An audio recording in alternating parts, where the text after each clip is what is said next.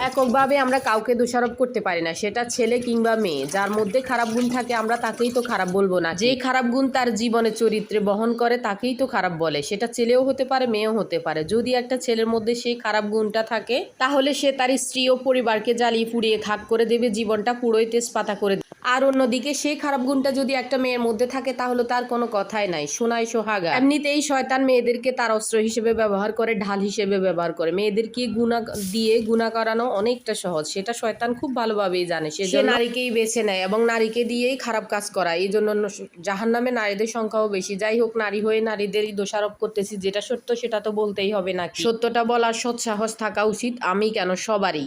যাই হোক, সবাই বলে যে ভাইরাল বিষয় নিয়ে ভিডিও বানাতে, কিন্তু আমার কথা হলো ভাইরাল বিষয়টা যদি সত্য না হয়, মিথ্যা হয়, সবসময় কি ফেজের কথা চিন্তা করলে হবে? একটু সততার কথাও চিন্তা করা উচিত। কি বলেন আপনারা? একটু জানাবেন। একটা সত্য কথা বললে সেটা যদি ভাইরাল হয় তাহলে তো সেটা আপনার আসলে দেখেন, ভাগ্য কখন কি হবে, কার সাথে কি হবে সেটা কিন্তু আমরা কেউ জানি না। তারপরও বিশ্বাস করতে কষ্ট হয়, কারণ আমরা মানুষ। জানা বিষয়েও বিশ্বাস করি না, আবার অজানা বিষয়কেও ভীষণ ভয় পাই। আসলে মানুষ বলতেই বিচিত্র। যাই হোক, আল্লাহর দিনতে অনেক রকমের মানুষ আছে, যে যার মতো করে জীবনযাপন করতেছে। আল্লাহ তাআলা সবাইকে জ্ঞান বুদ্ধি বিবেক দিয়েছে, যেটা হিসাব নিবে কিন্তু আল্লাহ তাআলা ময়দানে সবার কাছ থেকেই হিসাব নিবে, যে তাকে যথাযথ জ্ঞান বুদ্ধি বিবেক বিবেচনা দেয়া হয়েছিল সেগুলা দিয়ে সে কি করছে। ও যে প্রসঙ্গটাতে ছিল সেটা হলো, আমরা কাউকে এককভাবে দোষারোপ করতে পারি না। যার মধ্যে খারাপ গুণ থাকবে সেই খারাপ, সেটা নারীও হতে পারে, পুরুষও হতে পারে। কারণ ইদানিং কালে একটু খেয়াল, সবাই বলে নারী কিসে আটকায়, কেউ কেউ বলে পুরুষ কিসে আটকায়। আসলে দেখেন যার মধ্যে আল্লাহ ভীরুতা নাই,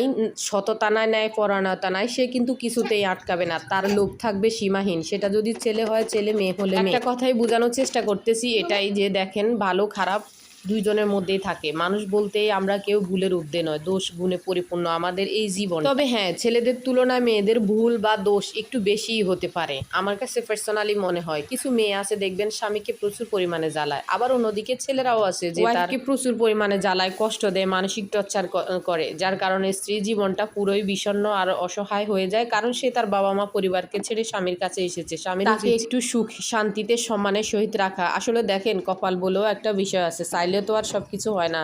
এজন্য সবসময় সবকিছু মানুষের কাছে বা চাইতে বা প্রত্যাশা করতে নেই, আল্লাহ তাআলার কাছে চেয়ে নিতে হয় যে আল্লাহ তাআলা আমার জন্য ততটুকুই রাখুন যতটুকুতে আমার জন্য কল্যাণ, তাই না? কারণ দুনিয়ার কোনো মানুষ যেরকম আপনার আপন নয়, ঠিক তেমনি ভাবে কোনো মানুষই আপনাকে সুখ শান্তি আর প্রশান্তি দিতে পারে না। মানুষ হলো উসিলা, তাও আমরা কিন্তু মানি না, মানুষকেই সেইভাবে ভেবে থাকি। অনেক দোষ গুণ জ্ঞান উপদেশ অনেক কিছু বলে ফেললাম, ক্ষমা সুন্দর দৃষ্টিতে দেখবেন। আর ভিডিওটা কিরকম লেগেছে একটু জানাবেন, কথাগুলো ঠিকঠাক ছিল কিনা, কিছু ভুল বলছি কিনা। যারা কষ্ট করে